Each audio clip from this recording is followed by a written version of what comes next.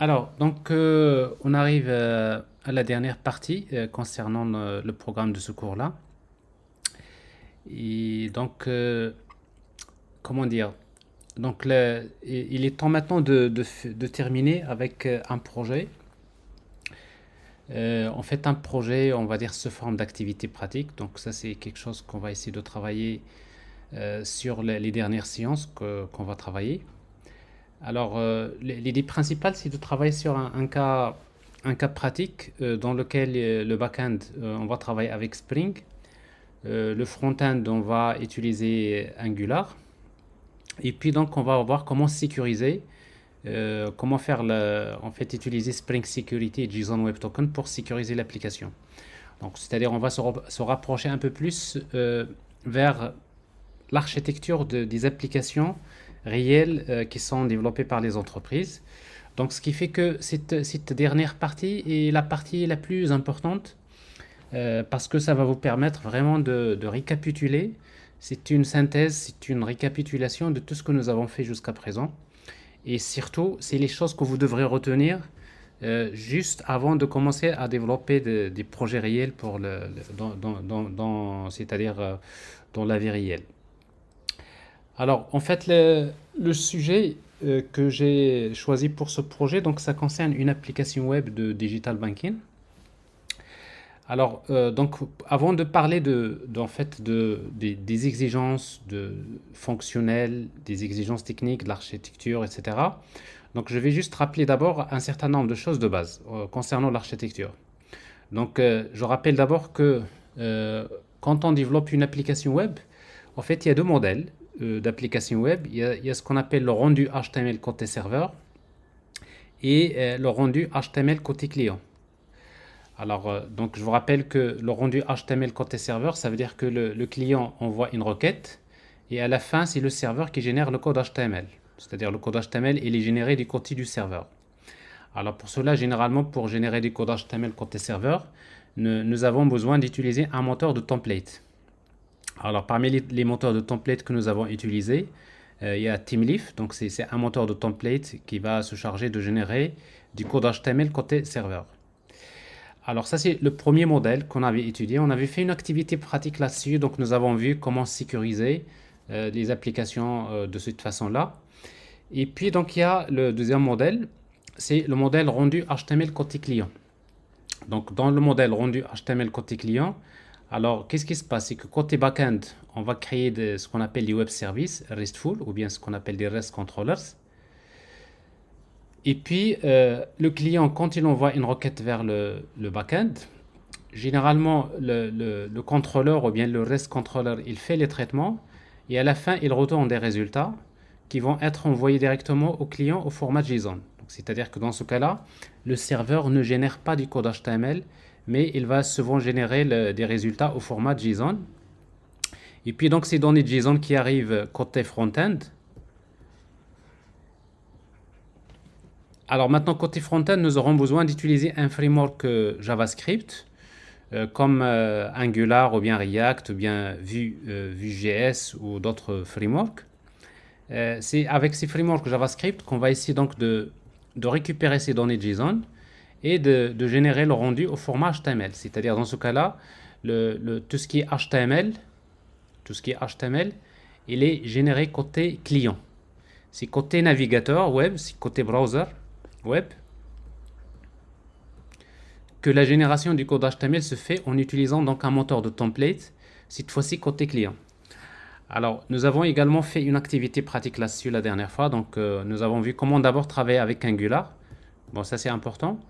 Et nous avons vu comment interagir avec le backend et voir à peu près comment fonctionne ce modèle.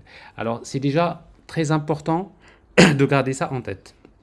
À chaque fois où on vous parle d'une application web, à chaque fois vous avez devant vous une application web, soit à développer ou bien à administrer ou bien à sécuriser ou bien tout simplement à utiliser. Et il faut toujours se poser la question, est-ce qu'il s'agit d'une application de type rendu HTML côté serveur ou bien rendu HTML côté client? Donc ça, c'est la première des choses. Alors maintenant, bien sûr, dans ce projet-là, on va utiliser ce modèle rendu HTML côté client. En fait, c'est le modèle le plus utilisé aujourd'hui. Pourquoi? Tout simplement parce que bon, les frameworks comme React et Angular sont tellement développés que ça devient plus simple de faire beaucoup de choses côté client. C'est-à-dire on arrive à créer facilement des interfaces UI très intéressantes bah, en utilisant des frameworks JavaScript. Bah, il dit que finalement, on ne va pas demander au serveur de générer du code HTML, mais tout va se faire côté navigateur en utilisant bien sûr une single page application comme on a vu avec Angular. Alors maintenant, en termes d'architecture, d'abord, à quoi ressemble l'architecture d'une application rendue HTML côté client? Alors généralement, nous avons besoin d'une application dans laquelle il y a un conteneur web comme Tomcat. Souvent, on utilise un framework qui fait l'inversion de contrôle comme Spring. Et l'application elle-même se compose d'un ensemble de couches. Donc parmi les couches, il y a la couche web. Bon, la couche web, donc c'est la partie dans laquelle généralement on va créer des web services RESTful. Bon, souvent c'est les applications front-end, ils envoient des requêtes HTTP vers ces contrôleurs ou bien vers ces web services. Et à la fin, les web services, souvent, ils vont générer un résultat au format JSON. Alors, sauf que à chaque fois qu'il y a une requête qui est envoyée vers la couche web, ben, la couche web elle-même, il fait appel à la couche service, c'est-à-dire la couche métier de l'application, c'est les traitements. Et la couche service ou bien la couche métier elle-même, il fait appel à la couche DAO, la couche d'accès aux données. Alors généralement au niveau de la couche DAO, c'est là où on va utiliser des frameworks comme par exemple Spring Data, GPA, Hibernate. Donc c'est ce qu'on fait généralement pour accéder aux données de l'application. Et puis pour développer ce genre d'application, les premiers objets ou bien les premières entités qu'on crée, ce qu'on appelle les entités GPA. Alors en fait, je rappelle juste que les entités GPA, c'est quoi? C'est des classes qui sont représentées par des tables au niveau de la base de données. Par exemple, si vous créez une application qui permet de gérer des employés, là, vous allez créer tout simplement une classe employé comme entité. Et après, ça veut dire que le côté base de données, vous allez avoir une table employé qui représente bien sûr dans lequel on va stocker les données gérées par l'application. Alors ça c'est à peu près, on va dire que ça c'est une première architecture. Alors généralement, si vous travaillez avec cette architecture-là, ça veut dire que vous utilisez les entités dans la couche DAO. C'est normal, parce que c'est dans la couche repository qu'on va faire le mapping objet relationnel. On utilise les mêmes entités dans la couche métier. C'est normal parce que quand la couche métier fait appel à la couche DAO, bah, qu'est-ce qu'il récupère? Il récupère des entités. Et la même chose, les entités, on va encore les utiliser dans la couche web. C'est normal parce que quand le contrôleur fait appel à la couche service, il récupère des objets, c'est des entités. Donc, ce qui fait que les entités sont utilisées, bah, c'est des classes que vous allez utiliser dans la couche DAO, que vous allez utiliser dans la couche service et que vous allez utiliser dans la couche web. Alors, sauf que si vous travaillez, si vous utilisez les entités dans la couche web, vous allez rencontrer un problème. Alors, c'est quoi le problème que vous allez rencontrer? Alors, le problème que vous allez rencontrer est le suivant. Alors, supposons, vous avez par exemple une classe employé. Donc, ici, l'entité, supposons que c'est une classe employé. Vous avez une classe employé.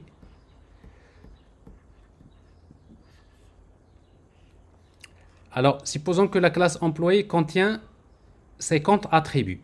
Vous avez 50 attributs.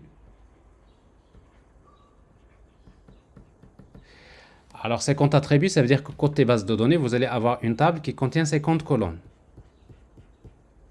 C'est-à-dire la table employé. Alors, le problème qui va être posé, c'est quoi? C'est que quand un client, un front-end, quand le front-end veut consulter un employé, quand on va demander au contrôleur, je veux un employé, ben le contrôleur, il va envoyer...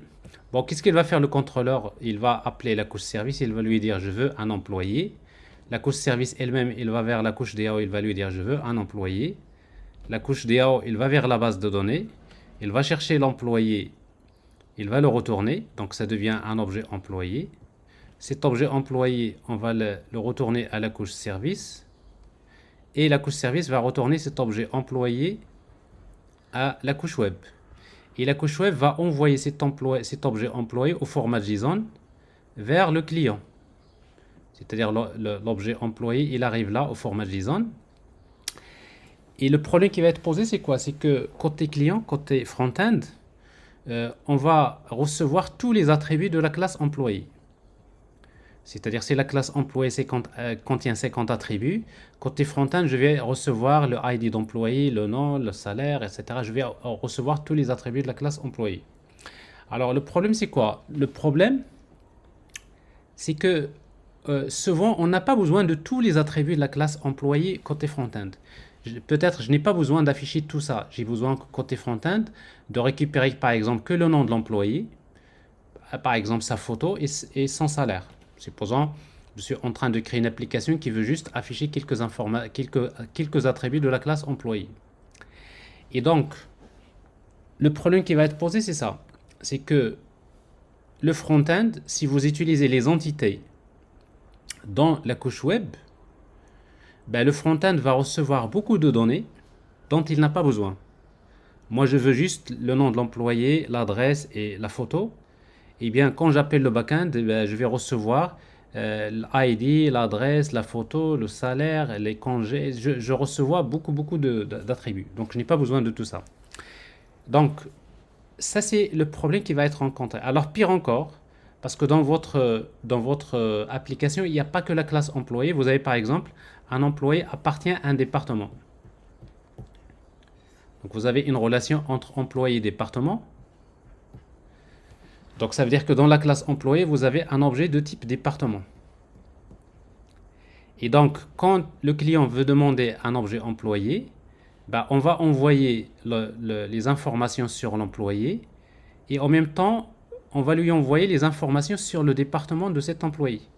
C'est-à-dire, quand on regarde les données de JSON côté front-end, vous allez voir tous les attributs de la classe employé et vous allez également trouver les informations sur le département. Et si la classe département elle est liée à une autre classe, la même chose. Donc, ce qui fait, en quelque sorte, si vous travaillez avec les entités, si vous manipulez les entités dans la couche web, vous allez rencontrer beaucoup ce problème-là. C'est que vous allez envoyer au front-end beaucoup de données dont il n'a pas besoin. Alors ça, c'est le problème. Est-ce que c'est clair? Oui, monsieur. Oui, monsieur. Monsieur, Oui, j'ai une question. bien sûr. Est-ce qu'il va impacter la vitesse de l'API? Oui, d'abord, premièrement, c'est que ça va alourdir l'application. Parce que non seulement vous allez, parce que quand vous allez faire la sérialisation en JSON, c'est-à-dire il y a parfois le temps de convertir, supposons vous avez un objet A qui est lié à plusieurs objets B, et si vous avez une relation étoile, qui est lié à plusieurs objets C.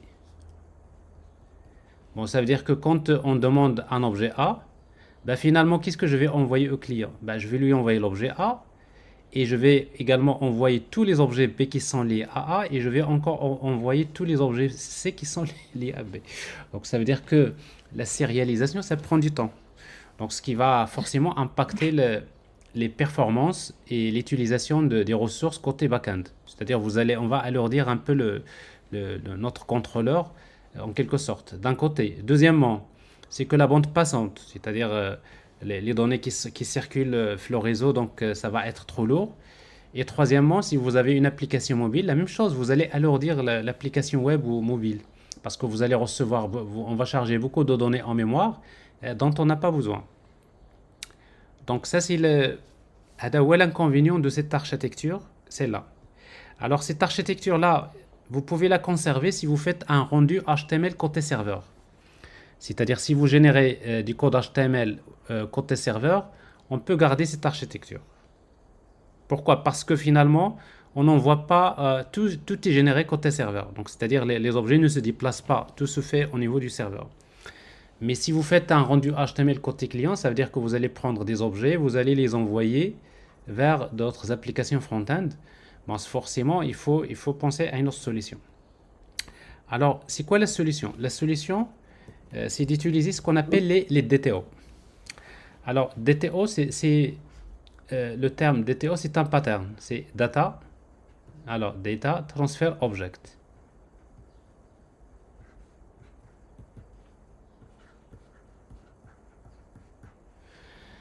Alors, en fait, c'est quoi l'idée principale? L'idée, c'est quoi? C'est que ben, je vais créer, bon, supposons que j'ai une classe employé qui contient 50 attributs.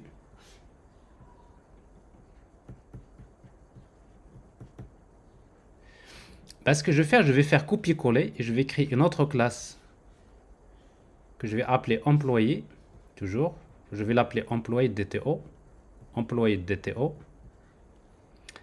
Au début, je vais faire copier-coller. Mais ce que je vais faire, c'est quoi? C'est que dans cette classe employé DTO, je vais supprimer tous les attributs dont je n'ai pas besoin.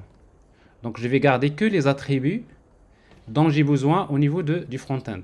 Par exemple, si j'ai besoin, côté front-end, de consulter que le nom, le prénom, le salaire et la photo, ben ici, donc, je vais garder que le nom, le prénom et la photo. Mais tous les autres attributs, donc, je vais les enlever. Ben, il dit que donc, j'ai deux classes. J'ai une classe employé et j'ai une classe employé DTO.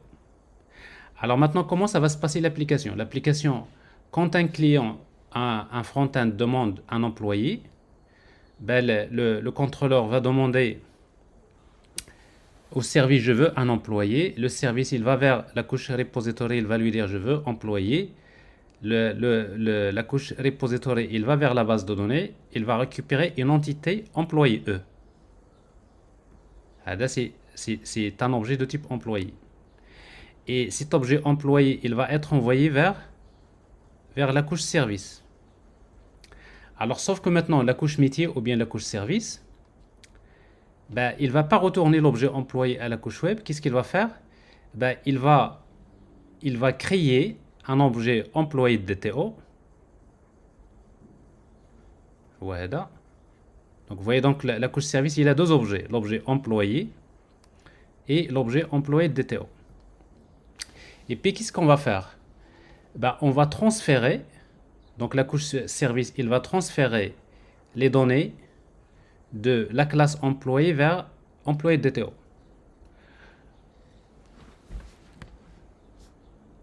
Alors, cette opération de transfert des données de l'objet employé vers objet employé DTO se fait via ce qu'on appelle un mapper.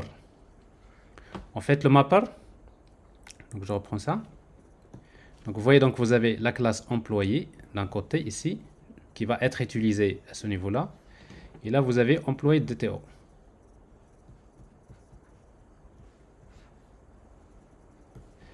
Alors, donc, qu'est-ce qu'on va faire la couche service? La couche service, il va, à un moment donné, il va récupérer un objet employé qui est lourd. Et après, il va créer un objet employé qui est léger. Et puis, il va transférer les données de cet objet-là vers l'autre objet. Et puis, qu'est-ce qu'on va finalement envoyer vers le front-end? Ben, on va lui envoyer que c'est-à-dire l'objet employé DTO. Donc, ça veut dire que le front-end ne va recevoir que les données dont il a besoin. Monsieur, je pense qu'on est tombé dans un autre problème, Oui. qu'on va utiliser juste les attributs qui sont enregistrés dans l'employé DTO. Alors je pense que c'est un autre problème. Est-ce qu'il y a un filtre ou bien quelque chose là pour utiliser que les attributs que nous sommes besoin? Alors, voilà, alors je vous explique. Donc, vous pouvez désactiver votre microphone parce qu'il y a un peu de bruit. Donc, je vous explique. Alors, en principe, donc, avec le pattern DTO, c'est ça. C'est-à-dire quoi? C'est-à-dire que dans le front-end, à chaque fois que vous voulez demander des informations, ben, il faut, par exemple, pour chaque requête. Donc, c'est-à-dire quand vous envoyez une requête, alors pour chaque requête, c'est-à-dire au niveau du contrôleur, vous allez avoir pour chaque requête, vous allez créer deux classes. Vous allez créer une classe de request DTO.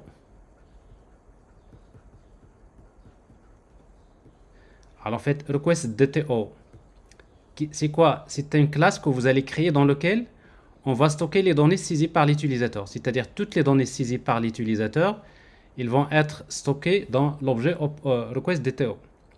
Et après, vous allez également créer une classe response DTO. Response DTO. Et dans response DTO, vous allez mettre les attributs qui vont être envoyés au niveau de la réponse. Et donc, si vous voulez, par exemple, utiliser, par exemple, dans une vue, vous voulez, par exemple, afficher le nom, le prénom et le salaire, bah, vous créez une classe response DTO qui contient que ces attributs. Mais si dans la même application, vous voulez encore afficher, par exemple, l'adresse et la photo et autre chose, il faut créer une autre classe. C'est-à-dire, il faut créer un autre DTO, c'est-à-dire on crée une classe sur mesure. Pour chaque requête, on crée quel est l'objet, qu'est-ce que je vais recevoir comme input et qu'est-ce que je vais envoyer comme output. Et dans ce cas-là, vous allez créer beaucoup de classes DTO. C'est-à-dire pour chaque requête de votre application, vous allez créer un objet request DTO et un objet response DTO. Donc, il y a l'architecture. Cette architecture-là, elle est utilisée comme ça. Alors maintenant, votre question, est-ce qu'il n'y a pas un moyen, par exemple, de filtrer que les attributs dont on a besoin? Par exemple, il y a un client qui veut que le nom, le prénom, il y a un autre client qui veut l'adresse et la photo. Comment on fait? Alors, il faut savoir que, en fait, dans les web services, j'avais déjà parlé de ça, si vous vous rappelez, quand j'avais parlé des web services. Il y a, en fait, les web services, si vous utilisez les web services RESTful, vous n'avez pas le choix, il faut passer via les DTO. Mais il y a une autre catégorie de web service, c'est GraphQL. Donc si vous créez un web service GraphQL, si vous vous rappelez, l'avantage du web service GraphQL, c'est quoi? C'est que quand le web service GraphQL reçoit un objet, eh bien, quand il va envoyer le résultat au client au format JSON, il ne va envoyer que les données qui sont demandées par le client. C'est-à-dire pour un web service GraphQL, quand un client demande par exemple « je veux un employé », dans la requête, il précise « je veux employé, mais je veux le nom et le prénom ». Il y a un autre client qui envoie la requête, il va dire « je veux employé, mais je veux que le salaire et la photo ». C'est-à-dire c'est le client, le front-end, qui précise quels sont les attributs qu'il veut. Et après, c'est le web service GraphQL qui va se charger de sélectionner, de filtrer, si tu veux réutiliser le même terme, de filtrer les attributs qui vont être sérialisés au format JSON. Et dans ce cas-là, si vous travaillez avec un web service GraphQL, vous n'avez pas forcément besoin d'utiliser les DTO. C'est-à-dire rien que directement avec les entités comme ça, directement, et vous laissez le web service GraphQL, c'est lui qui va sélectionner les attributs et de ne sérialiser que les attributs dont le client a besoin. Et ça marche également. Donc, donc, si vous travaillez avec les web services, il faut se poser la question, est-ce que je vais utiliser des web services REST, c'est le cas le plus courant, ou bien je vais utiliser des web services GraphQL. Est-ce que c'est clair? Oui, c'est clair. Voilà. Alors, je pense, si vous revenez un peu en arrière, le cours qu'on avait fait quand on avait introduit en fait, les web services, donc j'avais parlé des 4 catégories du web service, SOAP, REST, GraphQL et gRPC. Et donc, maintenant, vous pouvez ajouter encore notamment le protocole MCP. Donc, ce qui fait que donc vous avez toujours un moyen de trouver bien sûr des réponses à vos questions. Alors maintenant, il se trouve que l'architecture la plus courante, les applications des entreprises y aident. Donc ce qui fait que si vous travaillez aujourd'hui dans un projet d'entreprise, vous aurez plus de chances d'utiliser cette architecture. Alors maintenant, si vous utilisez cette architecture-là, la couche service, il a besoin de faire un travail, ce qu'on appelle le mapping. Donc il faut créer ce qu'on appelle un mapper. Donc un mapper. Le mapper, c'est une classe dans laquelle on va mettre des méthodes. Par exemple, je vais créer une méthode qui va recevoir l'input un objet employé et après, il va retourner un objet employé de DTO. Ou l'inverse. Donc, j'ai une méthode, je lui donne un objet employé de DTO, il me retourne un objet employé. Donc, c'est-à-dire que le mapper, son rôle, c'est quoi? C'est de prendre un objet et de transférer les données d'un objet vers un autre. Alors, techniquement parlant, comment ça se passe? C'est get set. Par exemple, j'appelle employé.getName, employé de DTO setName, employé.getEmail, employé de DTO setEmail. C'est-à-dire, je prends un attribut d'un objet et je le transfère vers un autre objet. Alors, pour éviter d'écrire ce code, set, get, set, parce que ça fait beaucoup de code, généralement, on utilise des frameworks qui permettent de transférer facilement les objets, plutôt les données d'un objet vers un autre. Donc, parmi les frameworks qui sont assez connus, il y a Model Mapper. Alors, Model Mapper, donc ça, il y a Mapstruct par exemple, Mapstruct, etc. Donc, dans notre projet, dans le projet là, nous allons utiliser, je pense, ouais, c'est ça, on va utiliser Model Mapper comme framework qui va nous permettre de transférer les données d'un objet vers un autre. C'est plus simple, ça nous évite d'écrire du code. C'est le framework qui fait ce genre de travail. Voilà l'architecture. Alors maintenant, on va essayer de parler de... Allô? Oui? Allô? Oui? Concernant la conversion des objets vers DTO, est-ce qu'on peut utiliser des annotations? Est-ce qu'on peut utiliser?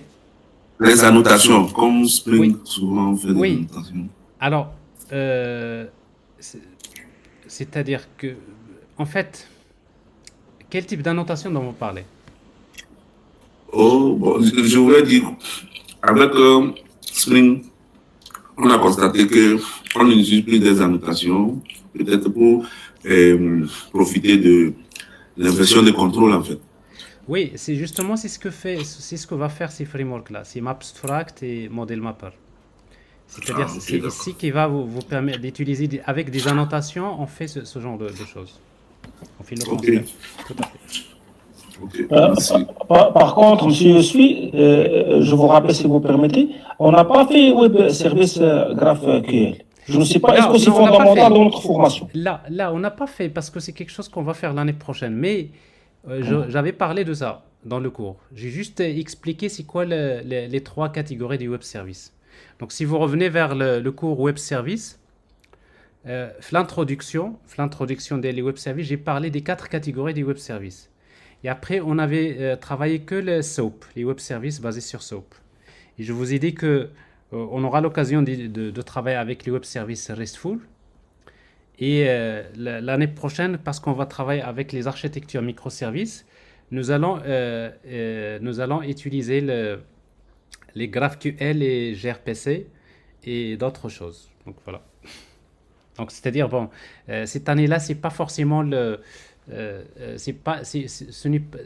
n'est pas le moment idéal pour commencer à utiliser les GraphQL parce que même GraphQL, ils ont des avantages, mais après il y a des inconvénients.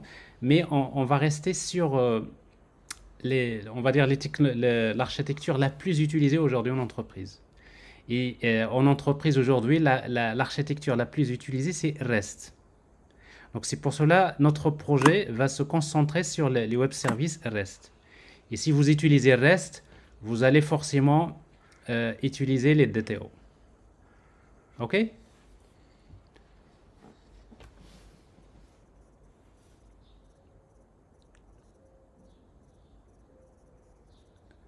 Oui, vous pouvez aussi faire les multiconducteurs.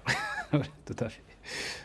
Alors, on peut faire pas mal de choses. Mais de toute façon, ce qui est intéressant, c'est que, bon, parce que je veux pas aller vraiment trop vite, parce que l'objectif, c'est déjà de comprendre. Vous savez, il y a tellement beaucoup de choses, parce qu'il faut d'abord comprendre c'est quoi le rendu HTML côté serveur avec TeamLeaf, et après le rendu HTML côté client, vous voyez Angular. Après, et quand vous allez mettre une application, il faut justement commencer à respecter les bonnes pratiques. Et maintenant, si vous voulez respecter les bonnes pratiques, c'est-à-dire si aujourd'hui on vous demande d'élaborer une architecture logicielle, vous allez opter pour ça. Voilà. Alors, maintenant, on va essayer de parler du projet lui-même. Alors, le projet, l'application qu'on va développer, c'est une application de digital banking. Bon, c'est une application dans laquelle on va gérer des comptes bancaires, bank account. Alors, chaque compte bancaire est défini par son ID, la date de création, le solde, le statut, l'état du compte. Alors, en fait, le statut, c'est un type énuméré qui peut être, c'est-à-dire le statut peut être soit à l'état created, activated ou bien suspended. Et puis, il y a la devise. Alors, dans notre exemple ici, nous allons gérer deux types de comptes. Il y a les comptes courants et les comptes épargne. Alors, un compte courant, c'est quoi? Un compte courant, c'est un compte qui possède en plus un découvert. Alors, c'est ce que j'ai appelé ici overdraft. C'est le découvert.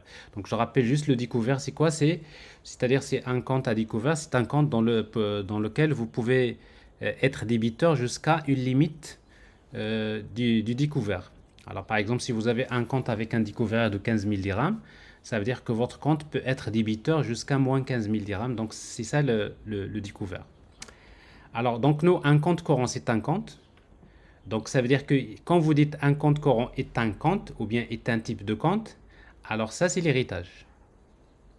Ça veut dire que dans notre modèle ici, nous allons utiliser l'héritage parce qu'on n'avait pas l'occasion de travailler ça dans les exemples avant.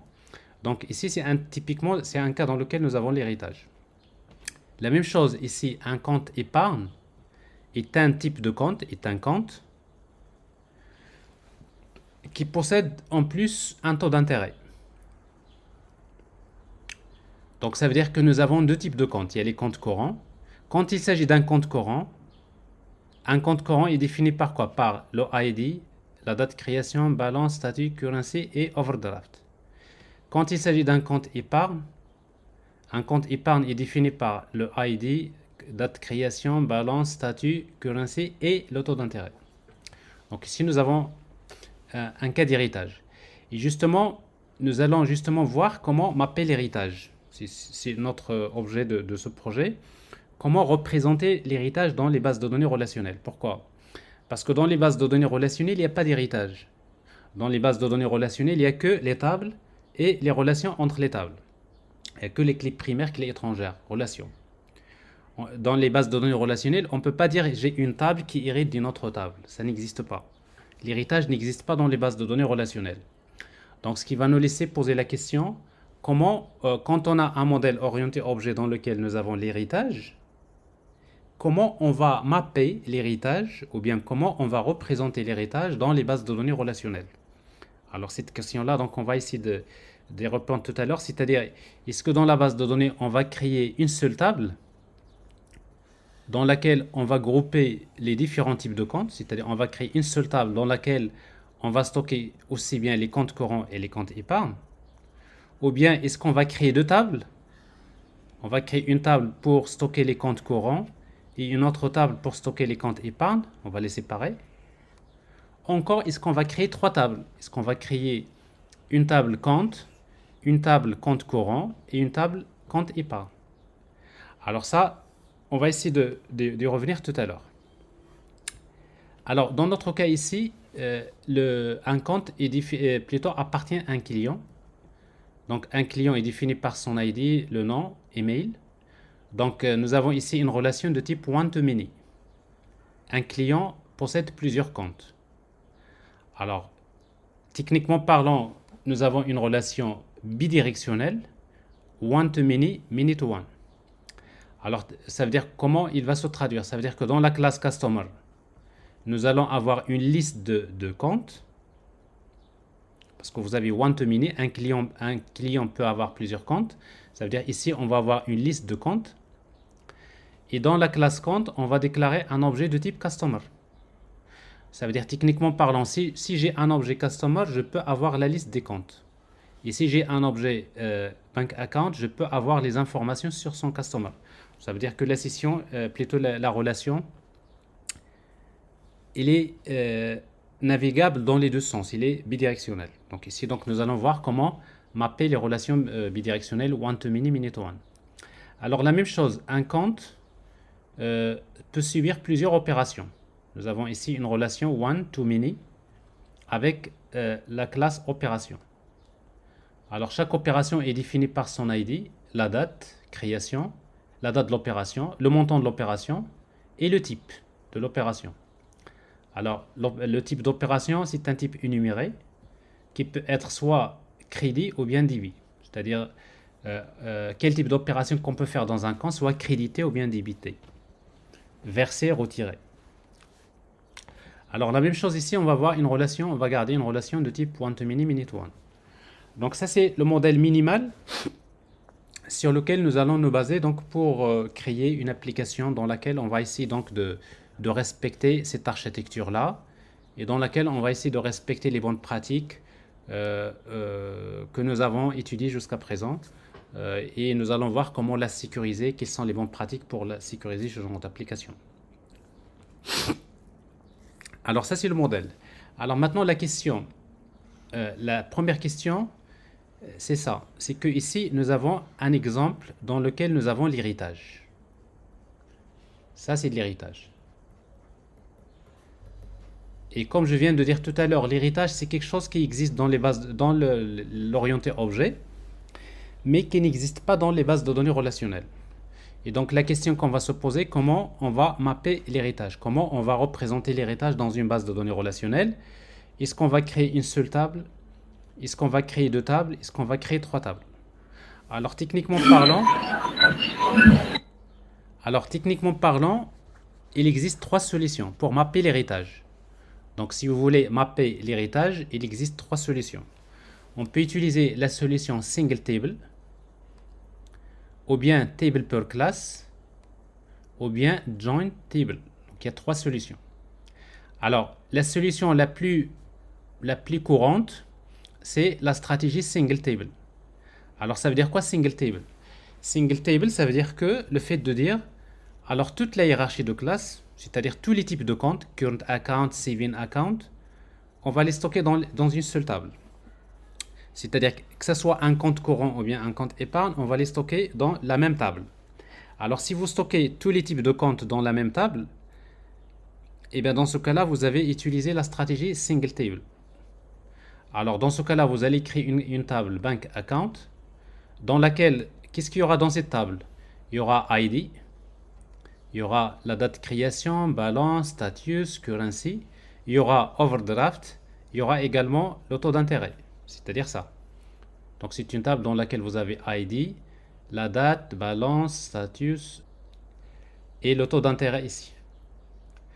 Et sauf que pour faire la différence, pour savoir si une ligne de cette table, est-ce que c'est un type, c'est un compte courant ou un compte épargne, on va ajouter une colonne supplémentaire dans la table qui s'appelle type.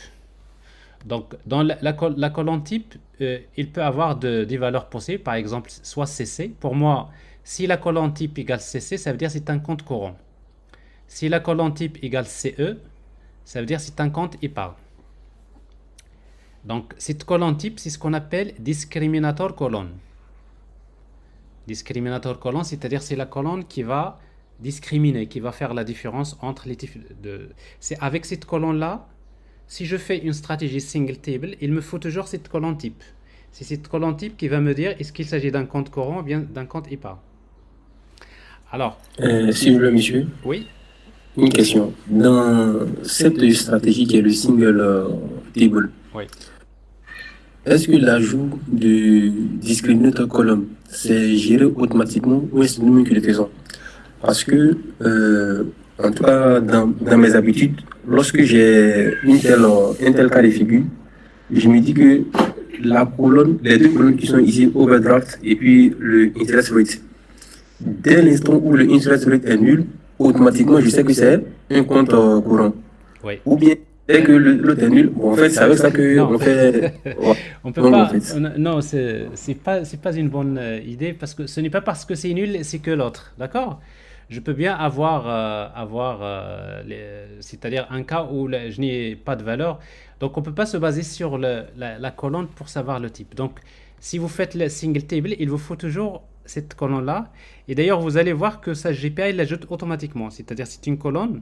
Si vous dites à GPA, je veux utiliser la stratégie single table, donc automatiquement, il ajoute une colonne type.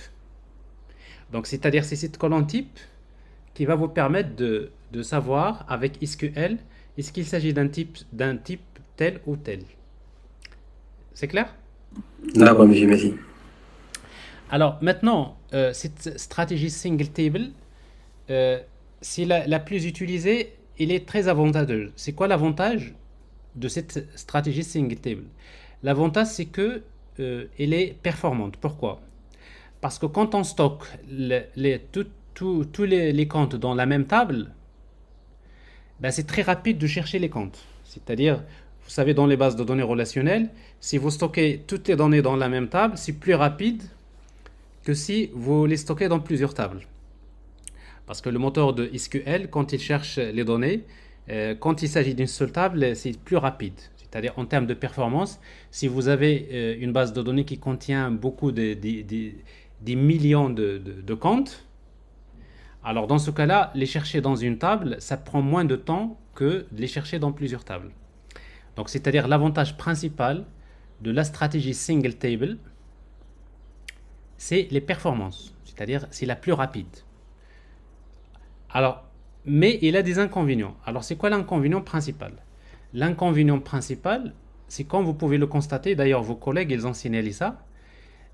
L'inconvénient c'est quoi? C'est que vous allez avoir dans chaque ligne de la table, vous allez avoir des colonnes qui vont rester nulles.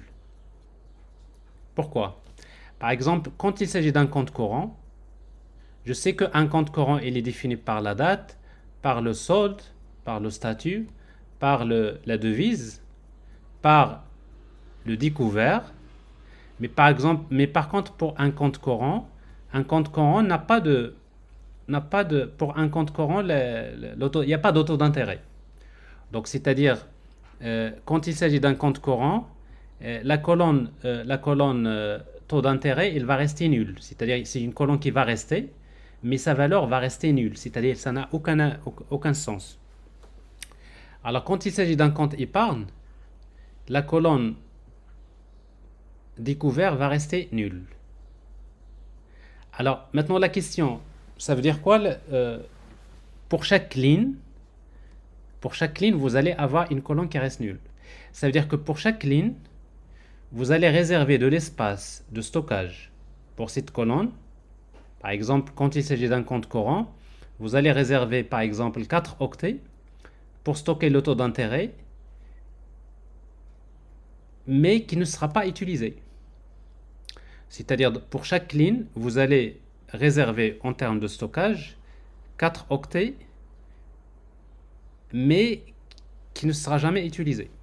La même chose ici, quand il s'agit d'un compte épargne, vous allez réserver de l'espace pour la colonne découvert, mais qui ne sera pas utilisé.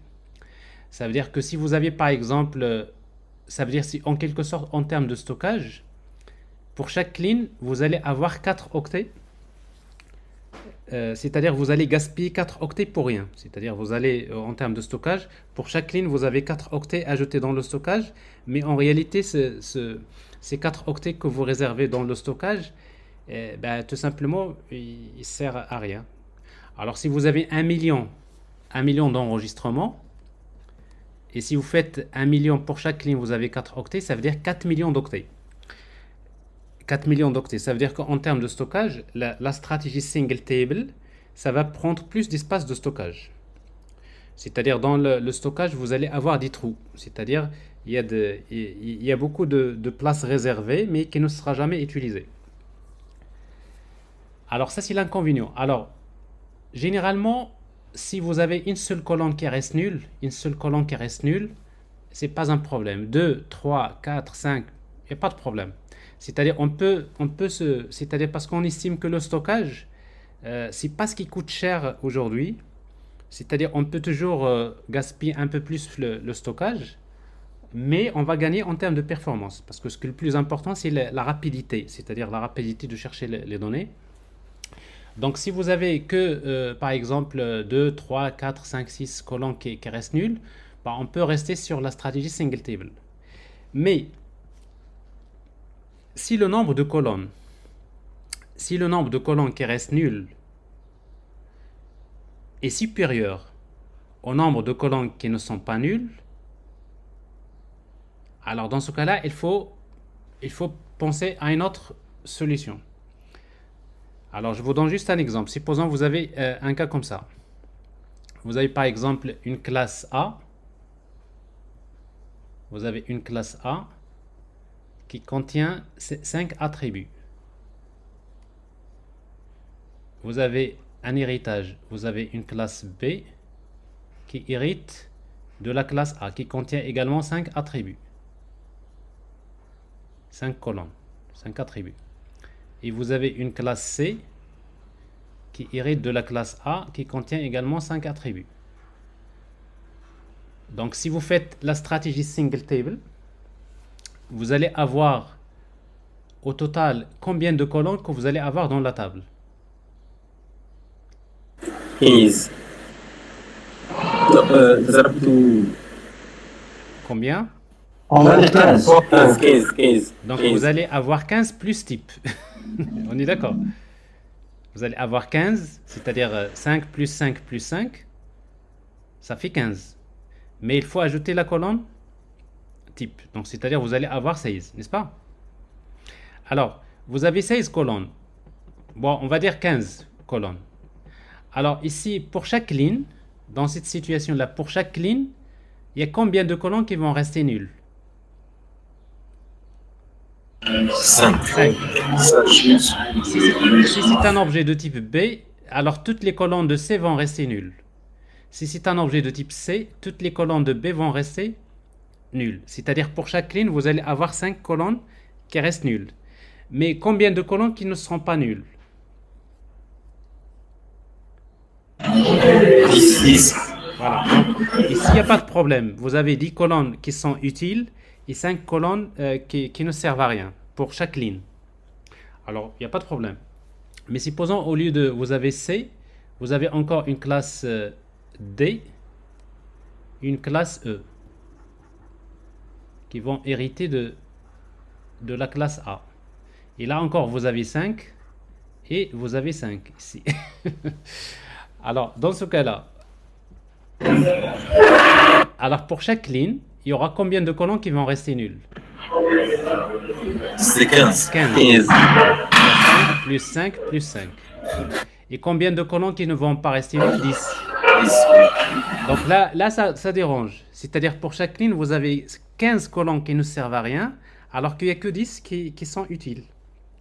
Alors si le nombre de colonnes qui restent nulles devient supérieur au nombre de colonnes qui ne sont pas nulles, alors dans ce cas-là, vous allez peut-être penser à une autre solution comme table per class.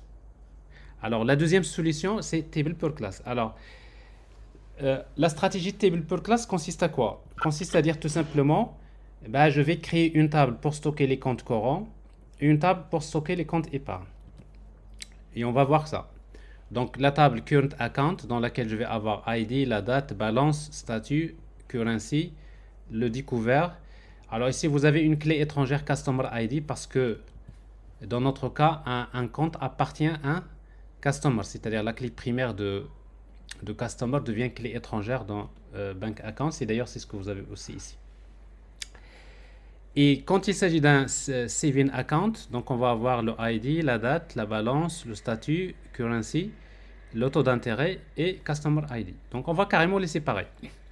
Alors c'est quoi l'avantage? Bon, l'avantage c'est qu'on ne va plus avoir des colonnes qui vont rester nulles. Parce que quand il s'agit d'un compte courant, je vais le stocker ici. Et quand il s'agit d'un compte épargne, je vais le stocker ici. Donc carrément je sépare. Donc je ne vais pas avoir ce problème des colonnes qui vont rester nulles. Mais c'est quoi l'inconvénient? L'inconvénient, c'est que d'abord je vais avoir beaucoup de tables. Alors dans mon cas ici, si je regarde la table compte courant et compte épargne, je vois que ces tables se ressemblent. Ils ont presque la même structure. C'est-à-dire il y a beaucoup de colonnes qui se répètent. ID, la date, balance, tout ça c'est la même chose. Ça c'est la même chose. Tout ça c'est la même chose, c'est la même chose.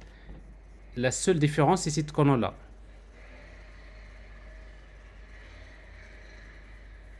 Donc ça veut dire que vous allez avoir beaucoup de tables dont la structure se répète. Alors, et vous savez très bien, si vous avez deux tables dans votre base de données, vous avez deux tables qui se ressemblent, il n'y a que deux colonnes ou trois colonnes qui sont différentes, ben vous allez dire, je vais les fusionner en une seule table. Et si vous les fusionnez en une seule table, c'est une façon de revenir à quelle stratégie? Single table. Alors maintenant, quand est-ce qu'on va utiliser la stratégie table per class? Quand il y a une grande différence entre les classes dérivées. Je vous donne un exemple. Par exemple, vous avez un modèle dans lequel vous avez une classe personne, la classe personne, et après vous avez un étudiant. Étudiant, c'est une personne, ça veut dire qu'il va hériter de la classe personne. Et vous avez un enseignant, enseignant, Tawa, c'est une personne, donc il va hériter de la classe personne. Alors si vous voyez que, si vous regardez la classe étudiant et la classe enseignant, vous allez dire qu'il y a une grande différence entre ces classes. D'abord parce qu'il y a beaucoup d'attributs de différents. Les attributs de la classe enseignant et les attributs de la classe enseignant, il y a beaucoup de différences d'un côté. Et d'un autre côté, les règles de gestion, c'est-à-dire des étudiants et les règles de gestion des enseignants sont différentes. Alors dans ce cas-là, je vais carrément créer une table étudiant, que je vais les séparer. La table étudiant séparée de la classe enseignant. Alors ça, c'est plus pratique d'utiliser plutôt la stratégie table per class, parce qu'il y a une grande différence entre les classes dérivées. Alors, maintenant, juste l'inconvénient, comme je disais, donc l'avantage de cette stratégie, c'est ça. C'est le fait de ne pas avoir des nuls. Mais l'inconvénient, c'est qu'il y a deux inconvénients principaux. D'abord, il y a la structure qui se répète de la table. Vous avez beaucoup de tables qui sont similaires, qui sont semblables en termes de structure. Et le deuxième inconvénient, c'est en termes de gestion. Par exemple, quand je vais chercher un compte courant, je dois d'abord chercher dans la table compte courant. Si je ne trouve pas, je vais encore chercher dans la table compte épargne. C'est-à-dire en termes de gestion, ce n'est pas assez pratique. Ce n'est pas comme ici. Avec une seule requête, je peux chercher le compte, que ce soit un compte courant ou bien un compte épargne. Mais dans ce modèle-là, il faut savoir préalablement est-ce qu'il s'agit d'un compte courant ou d'un compte épargne avant de commencer à le chercher. Est-ce que c'est clair? C'est clair, monsieur. Est-ce que cette solution de choisir la catégorie des tables ou bien ces tables-là, est-ce que c'est le fait d'optimiser le stockage ou bien le filtrage aussi? Alors, le problème qu'on a déjà parlé récemment de GraphQL, ou bien, est-ce qu'on peut utiliser cette méthodologie-là? Là, pour filtrer les attributs, ça c'est que ça soit, quelle que soit la stratégie, est-ce qu'elle, il n'y a pas de problème. C'est pas surtout, c'est la façon de stocker. Ok? Alors, donc maintenant, si par exemple, maintenant, si vous avez beaucoup de colonnes qui restent nulles, le nombre de colonnes qui restent nul, il est supérieur au nombre de colonnes qui ne sont pas nulles, vous allez dire, je vais essayer table per class. Mais quand vous essayez table per class, vous allez dire que l'inconvénient, c'est que le fait de les séparer, c'est pas assez pratique parce qu'il y a beaucoup de tables qui vont se ressembler. Et bien tout simplement, il existe une troisième solution. C'est la stratégie join table. Alors, c'est quoi join table? Alors, join table, c'est une solution qui consiste tout simplement à remplacer l'héritage par une association. Ça veut dire quoi? C'est comme si vous dites, bon, c'est vrai, l'héritage n'existe pas dans les bases de données relationnelles. Quand il s'agit des bases de données relationnelles, je vais dire, c'est pas l'héritage, je vais utiliser une association one-to-one, c'est-à-dire un compte courant appartient à un compte. Et là, je vais faire ça et je vais dire, l'héritage, je vais le transformer en une jointure. Saving account appartient à un compte. Vous allez avoir soi-disant une relation one-to-one. Alors, ça veut dire que la clé primaire de compte devient clé étrangère dans current account. Et dans ce cas-là, on va créer trois tables. On va créer la table bank account, dans laquelle on va garder tout ce qui est en commun, on va créer la table current account dans laquelle on va garder que le taux plutôt le découvert, et on va créer la table saving account dans laquelle on va garder que le taux d'intérêt. Et puis on va lier ces tables par des jointures. C'est-à-dire la clé primaire de bank account devient clé étrangère dans current account et dans saving account. On va avoir quelque chose comme ça. Vous allez avoir la table account avec les colonnes ID, la date, balance, status, plutôt currency, customer ID. Et après current account dans laquelle vous allez avoir que le découvert et account ID. Vous voyez, donc ça c'est la clé étrangère. Et saving account, vous allez avoir le taux d'intérêt et account ID. Donc ça veut dire que ici par exemple, ça c'est cette ligne là, c'est un compte courant. Alors ici donc ici je vais avoir les informations c'est-à-dire communes. Donc mais la suite, c'est-à-dire la suite de cette ligne, on va la chercher dans current account. C'est-à-dire ici normalement je dois avoir, quand je cherche un compte courant, je dois avoir le ID, la date, la balance, le statut, la devise, customer ID, et on va chercher ici, donc ici c'est 1, il y a une relation. Vous voyez donc ici cette ligne, si vous voulez, c'est comme si vous dites cette ligne là, c'est la suite de cette ligne. Voilà, j'ai les informations, mais la suite je vais la chercher ici. Alors quand il s'agit de 2, bon, je vais avoir les informations sur le compte, ça va être cette ligne, mais la suite de cette ligne, c'est ça. Pourquoi? Tout simplement parce que j'ai ici 2, la clé étrangère. Donc avec la stratégie join table, c'est quoi l'avantage? Bon, l'avantage c'est d'abord je ne vais pas avoir les nuls. Donc je ne vais pas avoir des colonnes qui vont rester nuls. Deuxième avantage, je ne vais pas avoir des colonnes qui se répètent comme ici. C'est-à-dire je ne vais pas répéter des colonnes dans plusieurs tables. Mais l'inconvénient, alors l'inconvénient c'est la jointure. C'est cette jointure. C'est-à-dire quoi? C'est-à-dire à chaque fois que je vais chercher un compte,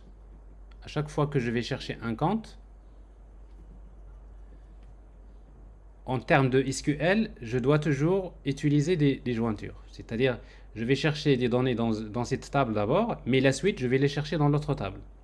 Et vous savez très bien que le nombre d'enregistrements, le nombre de lignes, le nombre d'enregistrements devient très important.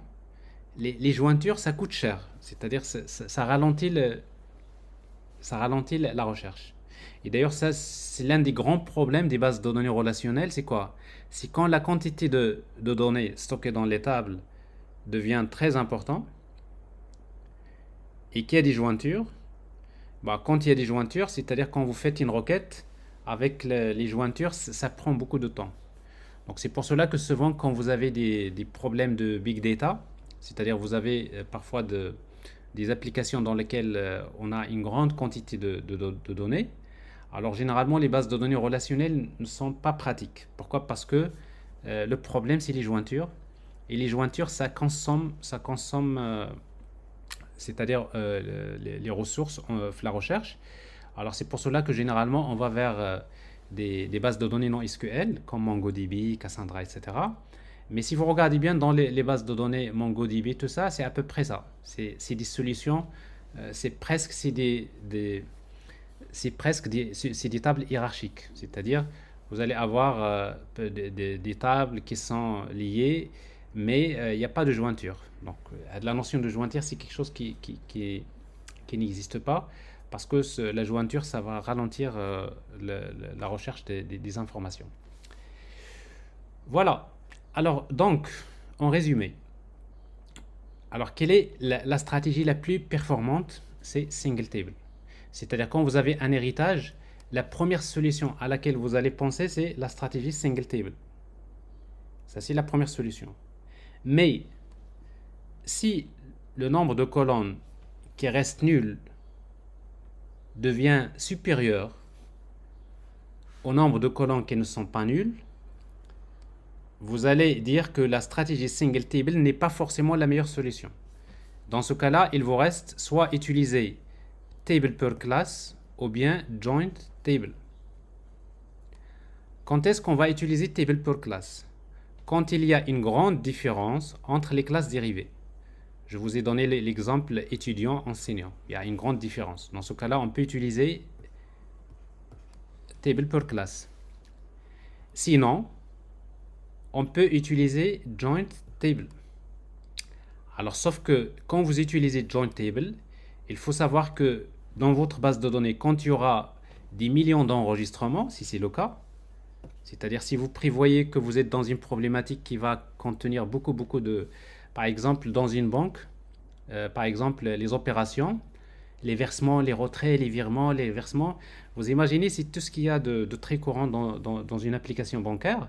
Donc, si vous stockez les débits et les crédits, vous les séparez dans des tables des jointures, vous allez avoir un problème. Pourquoi? Parce que vous allez avoir beaucoup d'enregistrements. Et si vous avez beaucoup d'enregistrements, la meilleure façon, c'est de revenir vers la stratégie single table. Donc, la stratégie single table, c'est plus rapide. Donc, ce qui fait que dans notre exemple ici, nous allons utiliser la stratégie single table.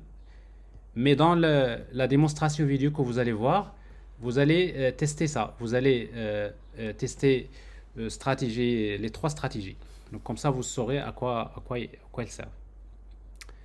Est-ce que c'est clair pour ce modèle? Monsieur. Oui, monsieur. Monsieur, c'est clair.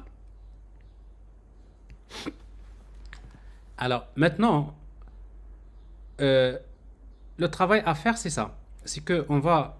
donc, la première étape, c'est de créer d'abord. C'est-à-dire que le projet, vous allez travailler ce projet-là en 3 étapes. Bon, la première étape, c'est de créer les entités. OK? C'est-à-dire, on va créer le backend. On va créer les entités GPA. Dans notre cas, les entités qu'on va créer, c'est quoi? Il y a Customer, Bank Account, Current Account, Saving Account, Operation. Donc, ça, c'est les entités. Et puis, on va créer donc les repositories. Ensuite, on va créer les services. On va créer les DTO, le mapper et les REST controllers. C'est-à-dire, ça, c'est le backend. Bon, la première partie, c'est de tester d'abord le backend, le tester. On va le tester avec Postman, avec des outils comme ça pour tester d'abord le backend. Une fois qu'on fait ça, la deuxième étape, c'est de créer le front-end. Le front-end avec Angular. Et la troisième étape, c'est la sécurité. Comment sécuriser l'application en utilisant JSON Web Token et Spring Security. Alors, aujourd'hui, donc, vous allez commencer par créer les entités. Alors, juste pour vous expliquer un certain nombre concernant les entités, voilà ce qu'on va créer d'abord. Donc, pour les entités, donc, on va créer d'abord la classe Bank Account. Alors, vous voyez que Bank Account, on peut dire que c'est une classe abstraite. Donc, je vous rappelle juste dans les concepts fondamentaux de l'orienté objet, une classe abstraite, c'est une classe qu'on ne peut pas instancier. Bon, c'est tout à fait normal. Pourquoi? Parce que dans notre cas, quand on va créer un objet, on va créer soit un compte courant ou bien un compte épargne. On ne va pas créer un objet de la classe Bank Account, ça n'a pas de sens. Donc, on crée soit un compte courant ou bien un compte épargne. Donc, ce qui fait qu'on peut choisir la classe Bank Account en tant que classe abstract. Bon, c'est une entité GPA. Alors maintenant, la classe Bank Account contient des classes dérivées. C'est-à-dire, il y a de l'héritage. Et quand il y a de l'héritage, avec GPA, on va utiliser la notation inheritance. Vous voyez ici. Et si vous utilisez inheritance, il faut spécifier la stratégie. Et dans la stratégie, vous voyez ici, c'est à vous maintenant de dire à GPA, est-ce que vous voulez utiliser single table, ou bien table per class, ou bien joint table. Alors si vous lui dites, je veux utiliser la stratégie single table, donc automatiquement GPA, il sait qu'il va vous créer une seule table, dans laquelle il va ajouter la colonne type. Et justement, cette colonne type-là, il faut lui donner un nom Si vous voulez par défaut, il l'appelle dtype, c'est-à-dire discriminator type, si vous voulez. Mais si vous voulez lui donner un nom à cette colonne, vous ajoutez cette annotation discriminator colonne. Comment il s'appelle la colonne? C'est type. Alors type. Alors maintenant, c'est du varchar, c'est-à-dire c'est du texte. Ici, vous mettez lent, par exemple, ici on va mettre 4, c'est-à-dire pour la colonne type, on va la coder sur 4 caractères. Alors dans notre cas ici, on n'a pas besoin de 4 caractères, on a besoin peut-être que de 2. CC par exemple, ça c'est 2 caractères, CE c'est 2 caractères, bon peu importe. Il faut mettre lent parce que si vous ne mettez pas lent, par défaut il va choisir le max. Le max c'est 255 et 255 pour la colonne type, c'est beaucoup d'espace perdu pour rien. Voilà, alors donc ça c'est le... Alors maintenant après, si vous regardez maintenant les classes dérivées, current account, extend, bank account. C'est-à-dire la classe current account hérite de la classe compte. C'est une entité. Mais dans cette classe-là, on va ajouter la notation discriminator value. Alors discriminator value ici égale CA. Ça veut dire quoi discriminator value? Ça veut dire que si vous créez un objet de la classe current account,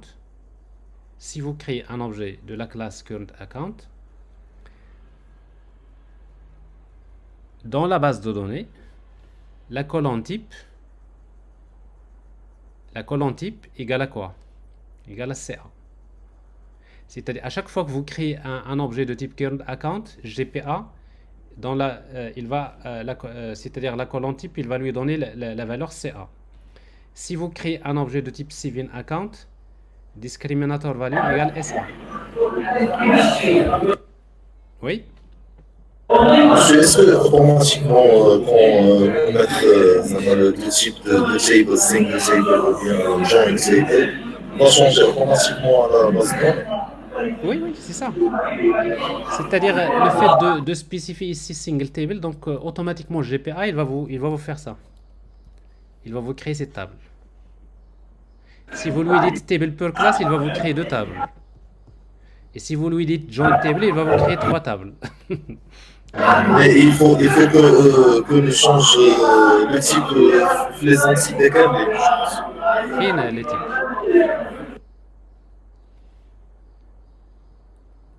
كيفاش les types là d'abord chaque classe dérivée il faut spécifier discriminator value.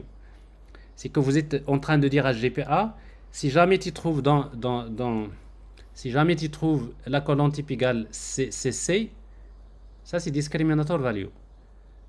Bah, à chaque fois que tu trouves, dans notre cas ici, c'est CA. Si tu trouves la valeur type égale CA, ça veut dire qu'il s'agit d'un compte current account. Si tu trouves type égale SA, il s'agit d'un objet de type saving account. Donc ça veut dire que pour vous, quand vous créez un objet current account et vous mettez save, bah, automatiquement la colonne type il va ajouter CA. Si vous créez un objet saving account et vous lui dites save, bah, la colonne type sera égale à SA. C'est clair? Oui, c'est clair. Alors maintenant, il reste les relations.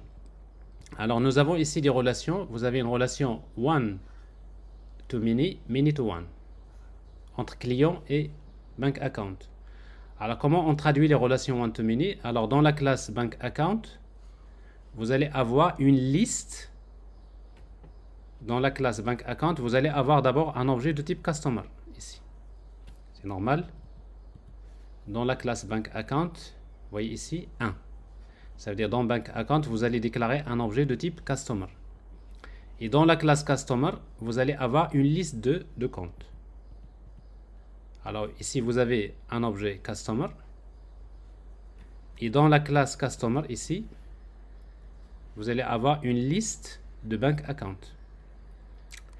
Alors, maintenant, en termes de GPA, donc cette relation ici, cet attribut-là, il faut préciser qu'il s'agit d'une relation de type many to one. Many to one. Pourquoi many to one? Many to one, ça veut dire que plusieurs comptes pour un client. Un client peut avoir plusieurs comptes. Many to one. Et dans la classe ici customer, vous allez avoir one to many. Donc ça c'est une relation bidirectionnelle. one to many. Vous voyez ici, si je la lis de ce côté-là, c'est one to many. One to many. Et si je la lis de l'autre côté, c'est many to one.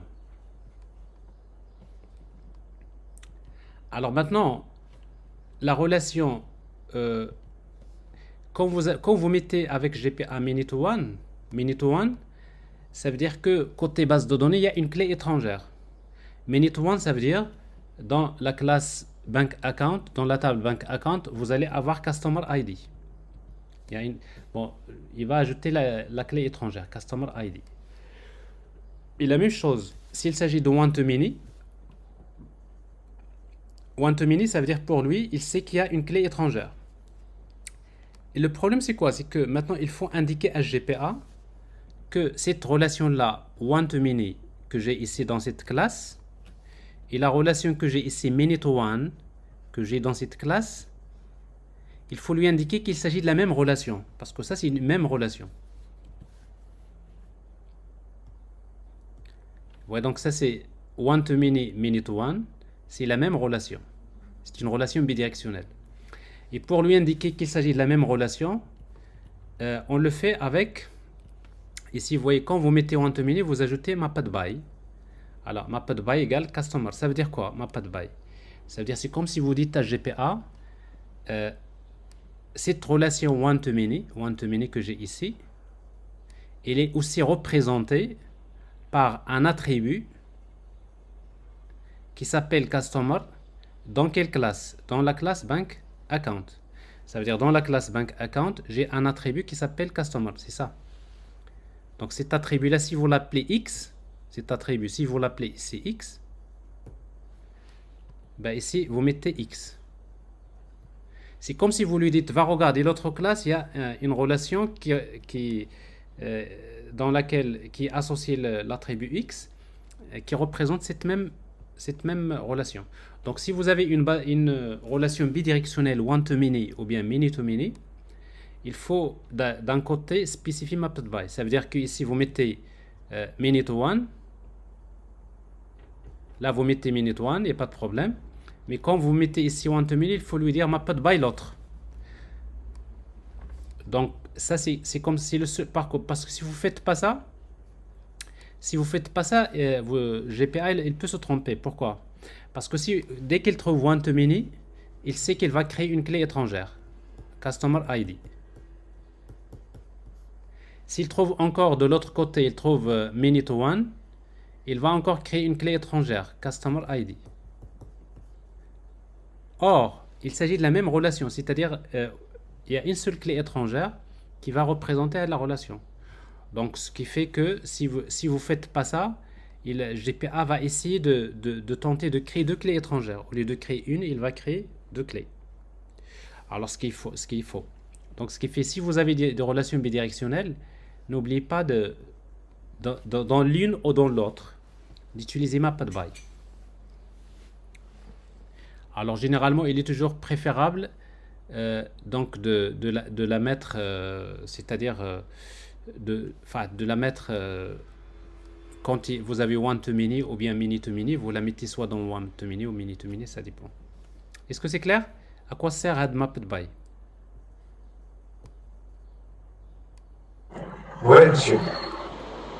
Alors, il reste un dernier point, c'est cette relation. Généralement, quand vous avez une relation one to many, si vous avez une relation one to many, bien sûr, vous mettez mapped by parce que la même chose ici, parce que vous avez un bank account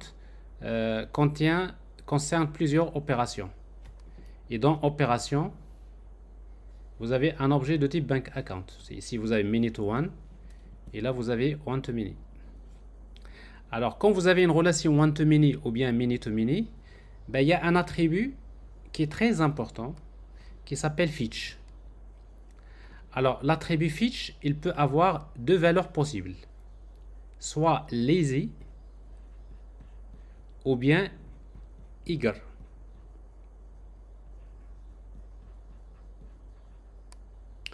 Alors, je vais vous expliquer ça. C'est très important. Alors, c'est quoi la différence entre une relation qui fonctionne en mode lazy ou bien eager? Alors, par défaut, si vous mettez rien, Par défaut, c'est lazy qui est utilisé.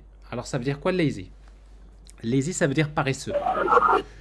Paresseux, ça veut dire que si vous demandez à Hibernate, ou bien GPA, si vous lui demandez de charger, d'aller vers la base de données et de chercher, ou bien de charger un objet bank account, ben, il va vous ramener les attributs de bank account, mais il ne va pas charger en mémoire la liste des opérations. Pourquoi? Parce que la liste des opérations, elle est en mode lazy. C'est comme si vous lui dites, quand je te demande d'aller chercher dans la base de données un objet bank account, ce n'est pas la peine de charger automatiquement les opérations de ce compte en mémoire. Mais par contre, dans mon application, si dans mon application, j'appelle get operations, c'est-à-dire quand j'appelle la collection get account operations, c'est à ce moment-là que Hibernate va vers la base de données pour chercher la liste des opérations. C'est-à-dire lazy, ça veut dire quoi? Ça veut dire que la liste des opérations, ce n'est pas la peine de la charger automatiquement. Il ne va le charger que en cas de besoin. C'est-à-dire si l'application a réellement besoin de consulter les opérations d'un compte, bah c'est à ce moment-là que Hibernate va vers la base de données pour chercher les opérations. Mais ce n'est pas automatique. Ce n'est pas à chaque fois que je demande bank account, il charge les opérations. Donc ça c'est le mode lazy, le mode paresseux. C'est ce qui est utilisé généralement, c'est le mode par défaut. Alors le mode lazy, l'avantage c'est quoi? C'est qu'on va éviter de charger en mémoire des données qui ne servent à rien. Donc c'est-à-dire on ne va charger en mémoire que les données dont on est sûr c'est-à-dire dont on a réellement besoin. Ça c'est lazy. Ok?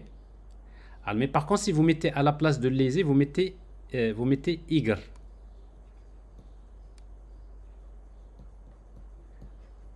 Alors avec eager, qu'est-ce qui se passe? C'est que à chaque fois que vous demandez à GPA ou bien Hibernate, si vous lui demandez je veux un objet de type bank account, il va vous charger en mémoire les informations sur le compte, mais automatiquement il va charger également en mémoire toutes les opérations de ce compte.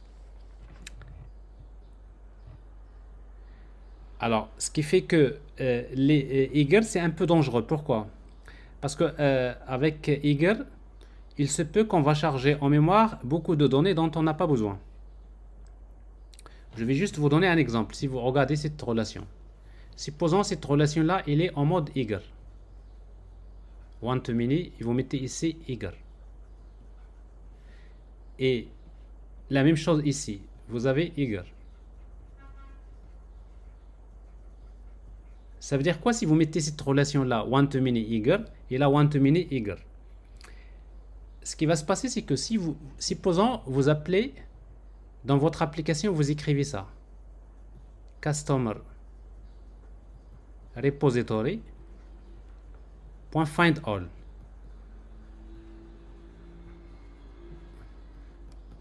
Si vous appelez find all, ça veut dire quoi? C'est que vous demandez de charger tous les clients. Mais le problème, c'est que si vous lui demandez de charger tous les clients, qu'est-ce qu'il va faire? Il va vers la base de données, il va charger les clients. Mais pour chaque client, regardez, il va charger tous ses comptes. Donc vous lui demandez, je veux la liste des clients. Pour chaque client, il va charger tous les comptes de ce client. Et quand il va charger un objet compte, il trouve ici à eager. Qu'est-ce qu'il va charger? Il va charger toutes les opérations de ce compte. Ça veut dire que, regardez, si vous faites ça, si find all, vous allez vous voulez charger que la liste de tous les clients, mais en réalité, ce que vous avez chargé en mémoire, dans la RAM de votre PC, vous allez charger toute la base de données. C'est-à-dire, vous chargez tous les clients, pour chaque client, vous chargez ses comptes, et pour chaque compte, vous chargez toutes ses opérations. Et ça, c'est grave. Vous allez planter votre application. Et d'ailleurs, c'est interdit dans GPA d'utiliser deux eager successifs. Par exemple, si vous mettez ici eager et là eager, GPA il va vous signaler une erreur de compilation. Il vous dit attention, vous avez ici deux eager parce que vous risquez de ramener beaucoup de données. Alors, ce qui fait que généralement, on va pas utiliser le mode par défaut. Généralement, on va pas utiliser le mode eager, on va utiliser le mode lazy. Alors, quand est-ce qu'on va utiliser le mode eager? Uniquement quand vous êtes sûr d'avoir besoin des données. Si vous avez par exemple une agrégation, vous savez que dans les relations, si vous, par exemple, vous dites j'ai une voiture qui se compose, c'est une composition, qui se compose d'un moteur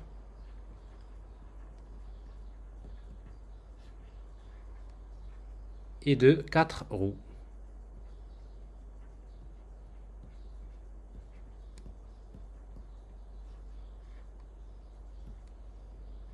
C'est une composition. Pourquoi on l'appelle une composition? Parce que le moteur et les roues font partie de la voiture. C'est des composants de la voiture. C'est une relation qui est très forte.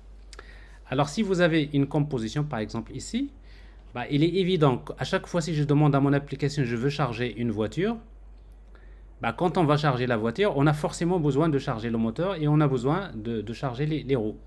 Donc, c'est-à-dire une voiture sans moteur, sans roues, ça n'a pas de sens. Dans ce cas-là, ici, on peut utiliser le mode eager. Pourquoi? Donc, quand il s'agit d'une composition, vous pouvez utiliser le mode de la relation en mode eager. Mais sinon, vous utilisez le mode lazy. Il y a un autre cas, on peut utiliser par exemple eager. Quand vous avez par exemple la sécurité, d'ailleurs vous allez le trouver. Vous dites la classe user, un utilisateur, possède plusieurs rôles.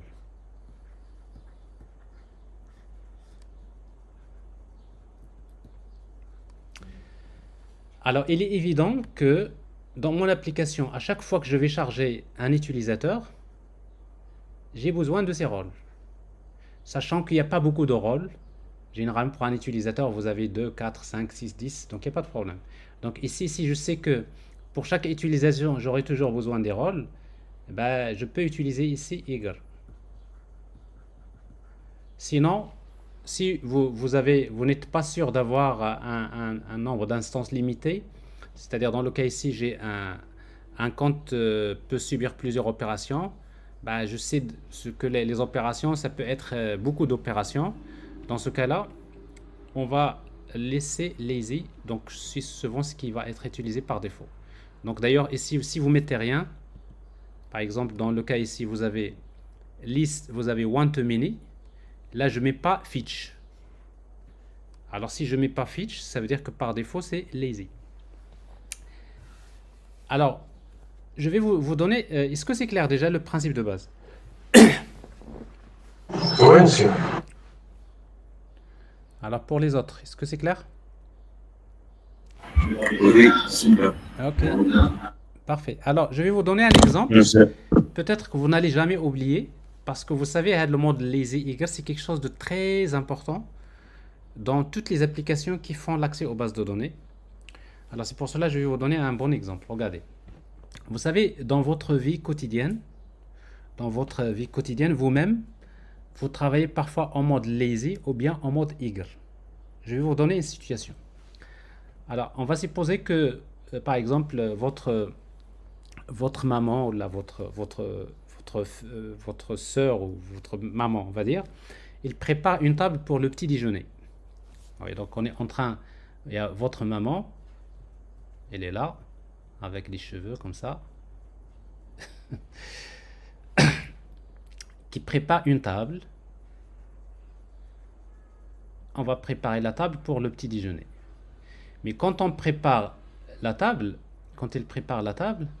à un moment donné, il se rend compte qu'on a besoin du pain. Donc il nous faut du pain. Et comme vous êtes le plus petit de la maison, le plus jeune, on vous regarde. Si on vous regarde, ça veut dire quoi? Tu vas partir à chercher du pain. Voilà, va acheter du pain. On est d'accord? Vous me suivez? Alors regardez, maintenant votre maman, il va vous dire, va chercher du pain. Alors vous êtes hibernate. Vous êtes hibernate. On va vous demander, on a besoin du pain. Alors qu'est-ce que vous allez faire? Vous allez vous déplacer, vous allez vers le hanout, il y a la base de données. Et quand vous arrivez là, vous lui dites j'ai besoin du pain. Pain, uniquement. Il vous donne le pain. Vous allez revenir. Donc vous allez ramener que du pain.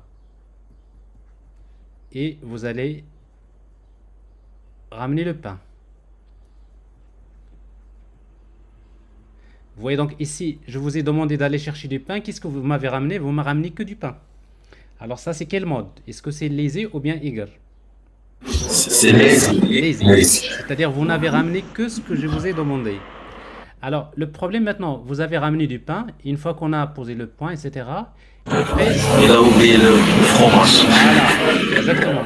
Après, on vous dit, ah, il nous faut également du fromage. Et si on a besoin du fromage, vous allez encore faire un va-et-vient. Vous allez encore vous déplacer, vous demander du fromage, et vous allez acheter du fromage. On ramène du fromage. Et après, on dit, ah, on a besoin de la confiture. Vous allez encore vous déplacer vers la base de données et vous allez ramener de la confiture. Alors ça, c'est quel mode? C'est le mode lazy. C'est-à-dire, à chaque fois que vous vous déplacez, vous ne ramenez que la chose qu'on vous a demandé. Alors, c'est quoi l'avantage de lazy? L'avantage de lazy, c'est qu'on est sûr de ne ramener que les choses dont on a besoin. Ok? Mais c'est quoi l'inconvénient de lazy?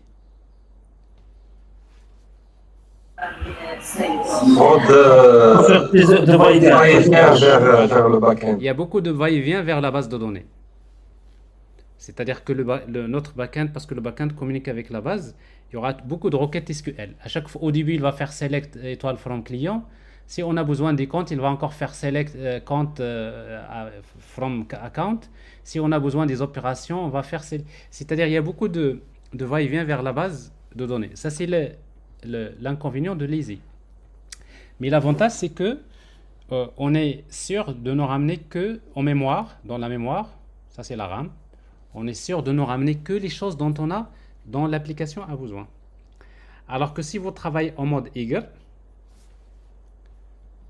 qu'est-ce que vous allez faire? Ben, ce que vous allez faire, c'est que quand votre maman va vous demander d'aller acheter du pain, vous voyez, il va vous demander d'acheter du pain. Vous allez vous déplacer vers la base de données. Vous lui demandez, alors quand vous arrivez là, ben vous allez lui dire, vous allez acheter le pain. Et après vous allez dire, ah, regardez, vous êtes ah, il se peut que j'ai besoin de, il se peut qu'ils ont besoin du fromage. Parce qu'il y a une relation entre le pain et le fromage. Et cette relation, vous avez supposé qu'elle est égale. Il se peut qu'ils ont besoin du fromage. Je vais acheter du fromage.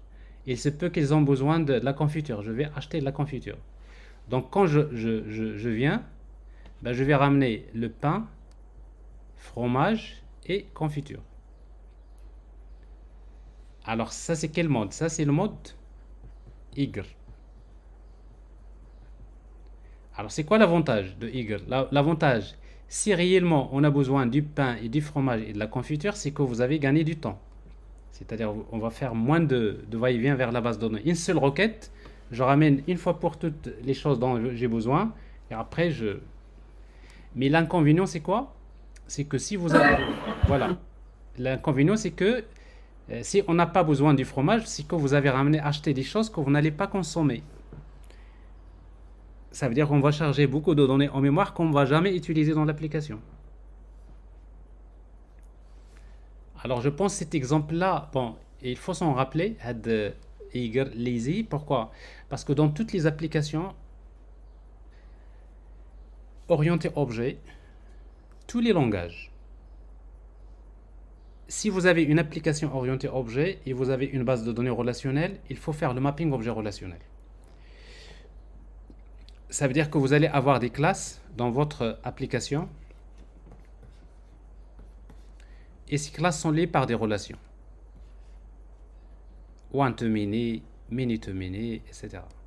Et quand vous avez ces relations-là, one to many ou bien many to many, il faut absolument à chaque fois préciser est-ce que vous voulez utiliser le mode lazy ou bien eager. Il faut toujours savoir ça. Il y a des situations, dans la majorité des cas, on va utiliser lazy, mais il y a des situations dont on a besoin de travailler en mode eager. Donc j'ai parlé des exemples courants, mais justement, à travers l'application, vous allez découvrir vous-même ça. Est-ce que c'est clair?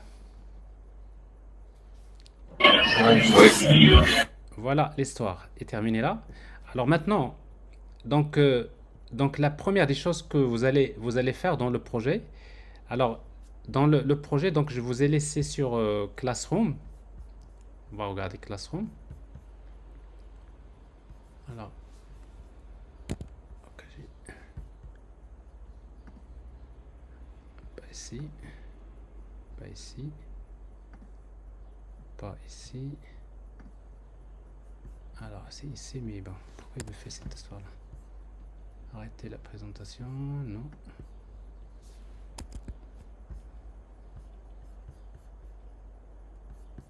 Monsieur, Oui. il y a aussi une méthode que quand le côté client il demande juste une liste, par exemple, des clients, Oui. et grâce à la pagination, il demande l'autre partie, au lieu de ramener toute la Oui, liste. oui. Maintenant, j'ai une logique maintenant. Attendez. Alors, maintenant, je suis en train de faire le mapping objet relationnel. Votre remarque, elle est à sa place. Je suis en train de faire du mapping objet relationnel. Ça veut dire quoi, mapping objet relationnel? Je suis dans le backend. Backend.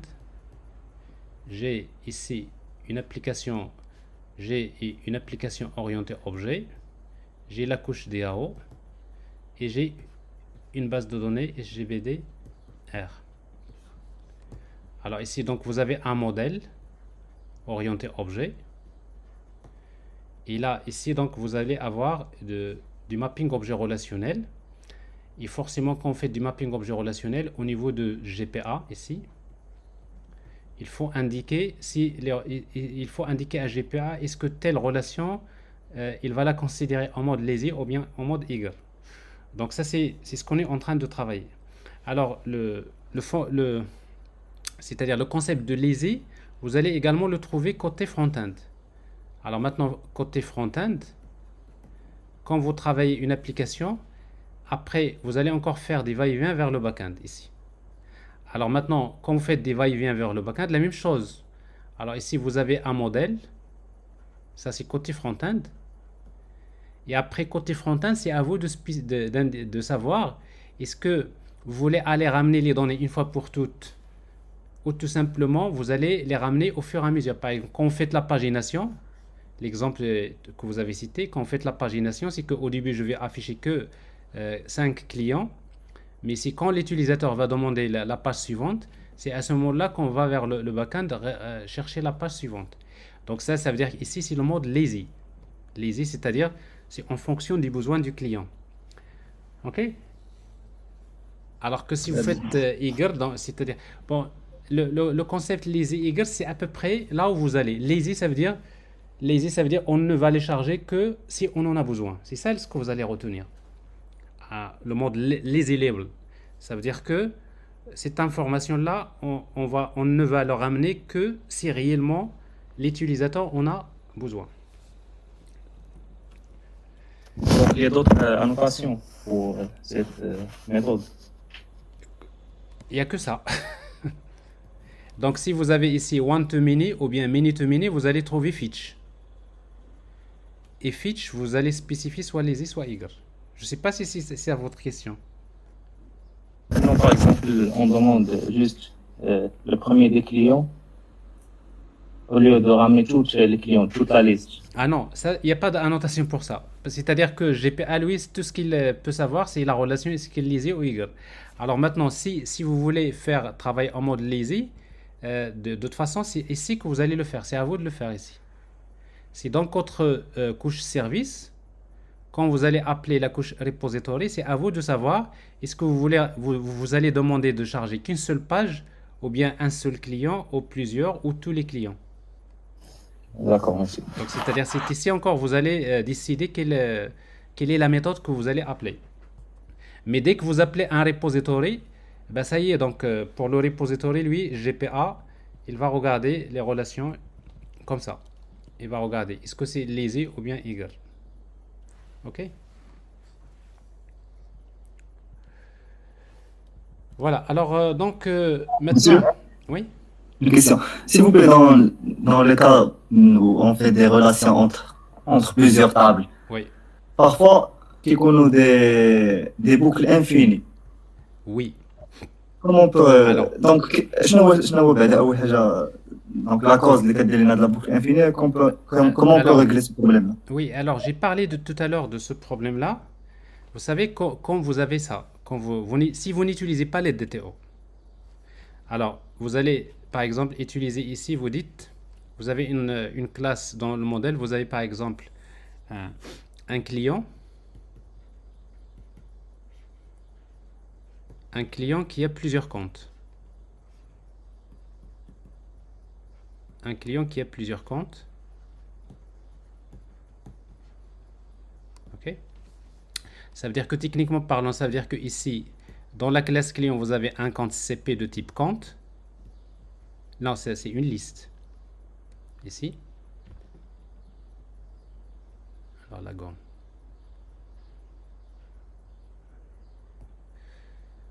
Ça veut dire que vous avez ici une liste, ici compte, de type liste, une liste de comptes, ici. Et dans la classe compte, vous avez un objet de type client.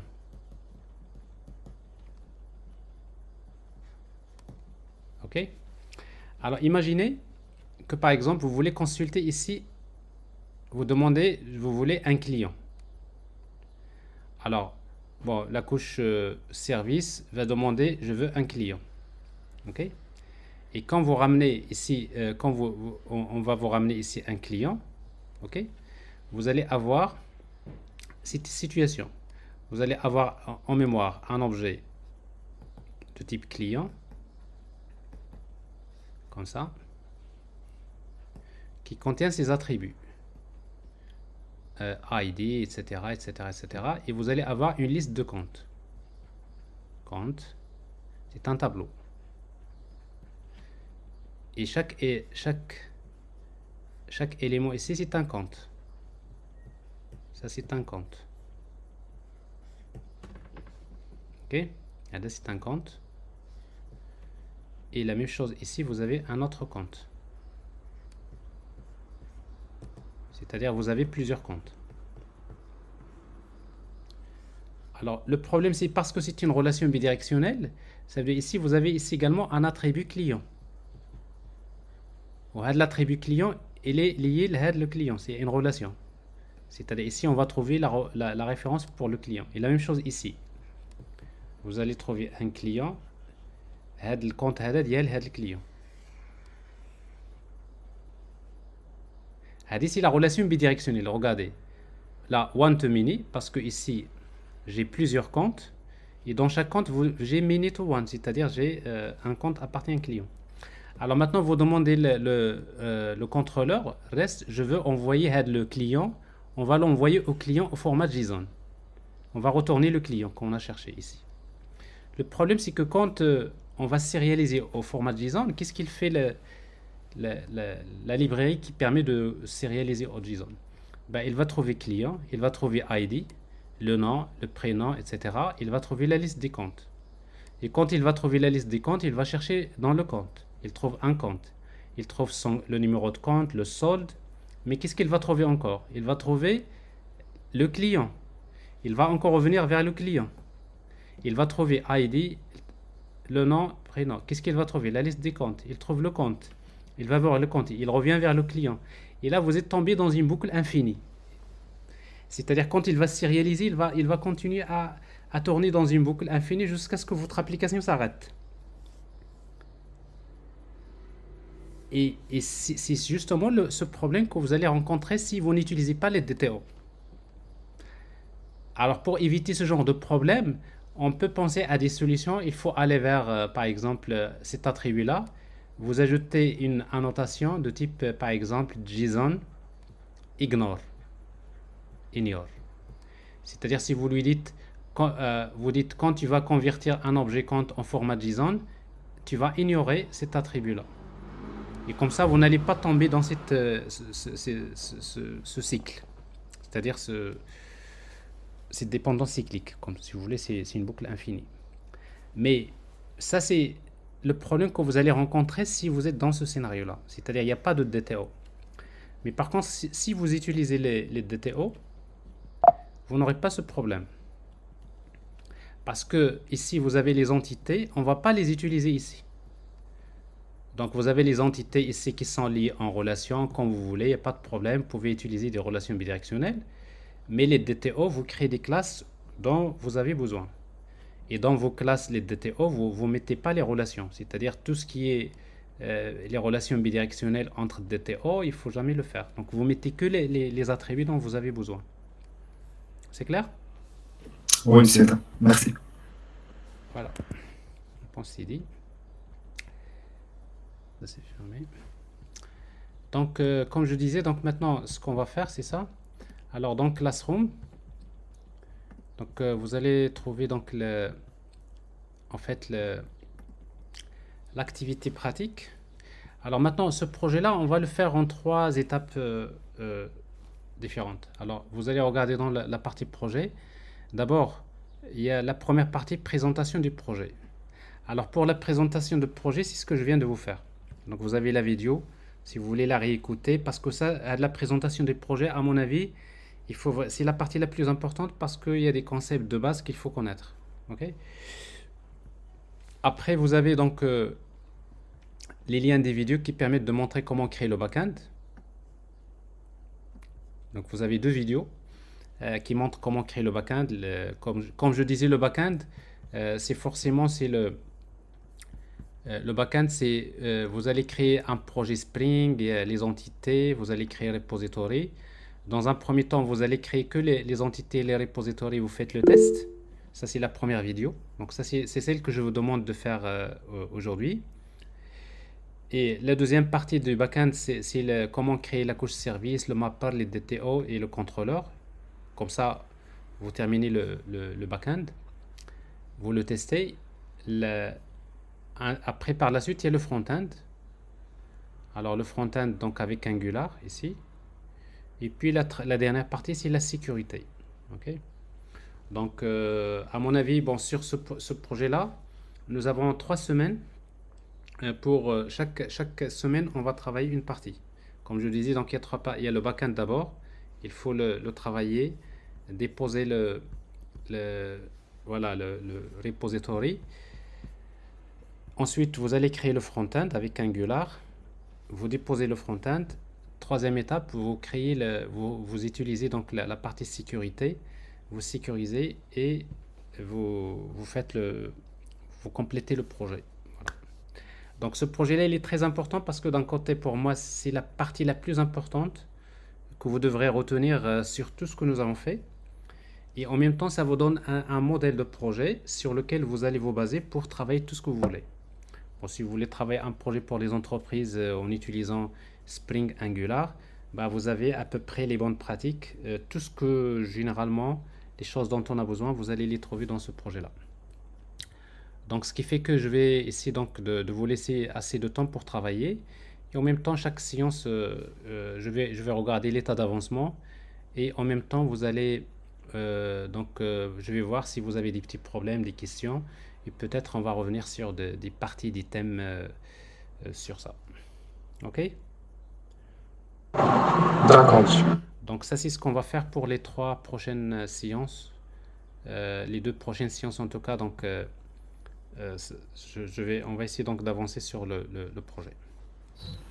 Monsieur, Oui. Monsieur, Oui. pour chaque partie, on fait une repository ou bien? Non, en fait, vous utilisez le même repository. Vous allez avoir 2 repos. Un repository pour le backend et un repo pour le front-end. Sauf que quand vous faites le backend, vous allez faire un commit, etc. Vous faites push. Après, vous ajoutez... c'est-à-dire, à chaque fois, vous faites... par exemple, même le backend, il est divisé en 2 parties. La première partie, vous faites push, commit. La même chose, la deuxième partie, vous faites commit, etc. Mais Ok, d'accord. à la fin, vous avez deux repos. Si, si. Il repos pour le front-end et repos pour le Ouais, back-end. ouais. À la rigueur, si vous voulez créer des branches, vous pouvez créer des branches. Par exemple, branche pour la première partie, etc. Ça, mais c'est pas nécessaire. Monsieur, une petite question rapidement. Oui. Par rapport aux opérations supplémentaires de projet, la gestion des clients et la gestion des comptes, Oui. est-ce que vous avez des propositions en base de données ou bien on peut choisir n'importe Ah quel. oui, c'est un choix personnel. Parce que normalement, le projet, ce qu'on demande, c'est de créer d'abord, de créer un projet Spring Boot, de créer les entités GPA, Customer Bank Account, vous créez les interfaces repository, la couche DAO, vous créez les DTO, le contrôleur et vous testez le backend ici avec voilà. Après, vous créez le client, la partie c'est sécurisé. Et après, fonctionnalité supplémentaire, ça c'est vraiment un choix. C'est-à-dire vous ajoutez, une fois que vous avez fait ce qui est dans les vidéos, vous ajoutez par exemple comment ajouter des nouveaux clients, etc. Gérer, comment ajouter un nouveau compte, etc. Donc, mais c'est vraiment un choix. Vous améliorez le design, vous faites des choses personnelles, voilà. Merci, monsieur. Monsieur, Oui. bon, d'accord, ça va. Il faut que ça. Merci. Merci. Alors parfois, S'il vous plaît, la dernière réponse question. il est dans la question. Par exemple, c'est quoi l'équivalent de chat CNUI dans React ou HDR? Angular? Les composants UI Oui. est déjà proposé, par exemple, dans React, il y a chat CNUI. Donc, quelqu'un m'a dit Angular matériel ou Prime NG. Donc, tu penses que ce sera mieux? Oui, de toute façon, vous avez, donc pour travailler avec Angular, vous avez soit vous travaillez avec un Angular matériel, c'est une librairie, soit avec Bootstrap, soit avec Tailwind. Donc, c'est en fait, chacun, il peut en fait travailler avec les librairies qu'il veut. D'accord. Mais si tu veux quelque chose qui fait partie de Angular, c'est Angular Materials. Alors, Ok. si tu veux travailler avec Angular Materials, vous regardez la chaîne vidéo. L'année dernière, on a montré des exemples comme ça. Mais moi, dans un premier temps, pour ne pas trop se perdre, il vaudrait mieux rester sur Bootstrap ou une solution. Une fois que vous savez, bon, après, pour moi, tu peux changer. Chacun peut utiliser le design qu'il veut. D'accord, merci. Parce que dans React, le chat CNUI, il propose des composants déjà prêts à utiliser. Alors, la même chose pour Angular Materials. D'accord, merci. Tu as déjà des tableaux qui sont bien faits. De lignes, tu crées un table. Oui, c'est ça. merci. Avec la pagination. Alors, tu regardes dans ma chaîne, tu trouveras Angular matériel. Tu vas trouver comment, si tu veux. Ok, merci beaucoup. Voilà. Bon week-end alors. Donc, comme si samedi, c'est très bien, c'est une bonne nouvelle. Ça veut dire qu'on a encore un dimanche. Ouais. Donc, pourquoi Merci. je vous ai dit? Parce que tous les cours que je vous ai fait, c'est toujours dimanche. Donc, c'est pour cela que ma tête, il est un peu... Il faut vider le cache aussi. Le cache. Peut-être. Il faut vider le cache, exactement. Et alors, bon week-end. Alors, maintenant, la suite c'est l'activité pratique. Donc, je vous demande d'ici la semaine prochaine, il va falloir que vous avanciez le backend. Chacun, je vais voir la semaine prochaine, c'est-à-dire où est-ce que vous en êtes, est-ce que vous avez des problèmes, etc. D'accord. Bonsoir, monsieur. Et alors, bonne soirée. Bon week-end. Bon week-end. Salam alaikum. Bon week-end, monsieur. Au revoir. Merci, monsieur. Au revoir. Salam.